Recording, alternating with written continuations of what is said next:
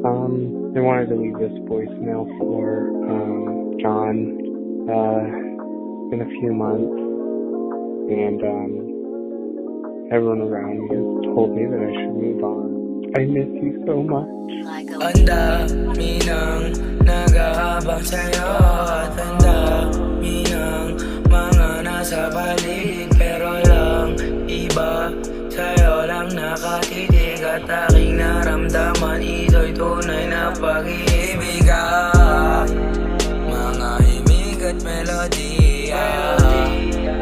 Ikaw ngayon gustong kasama, tayong dalawa ay nandun lang sa kamagang umaga, at ikaw lang walang iba. Iba ka talaga sa kanila, wala silang panama pag tayo nagsama pa. Parang mag-asawa gabi mag-umaga, ikaw ang pinaka-paborito na anak ni mama.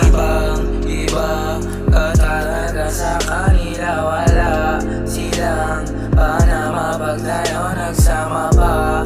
Parang mag-asawa gabing mag-umaga, ikaw ang pinaka-paborito na anak ni mama. Baby, I just wanna let you know, baby, just please don't let me go. Madami mga matang nakatitig sa atin, pati ibang taong may masama na hangarin, sana di sila pansarin. Mga plano gusto nila matupad, pagmamahalan natin gusto nilang ibiyak. Gusto nila na mata mo ay umiiyak, gusto nila na makita na ang puso ko'y wasak. Pero di ako papayag, ikaw lang ang kasama. Ibibigay lahat ang gusto mo at pati sana pagtiisan mo ang ugali ko na malupit. Pagpasensyahan mo na kung minsan ako'y makulit. Alam kong may mga pagkukulang din ako, may mga hindi rin ako tamang nagagawa, pero gusto ko malaman mo na ang gusto ko ay ikaw lang at wala nang iba. Kasi ibang-iba ka talaga sa kanila, wala silang panama pag tayo nagsama pa.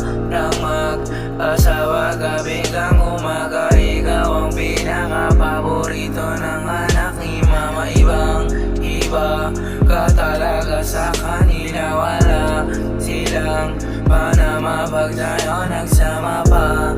Nang mag-asawa gabi mag-umaga, ikaw ang pinaka-paborito na anak ni mama.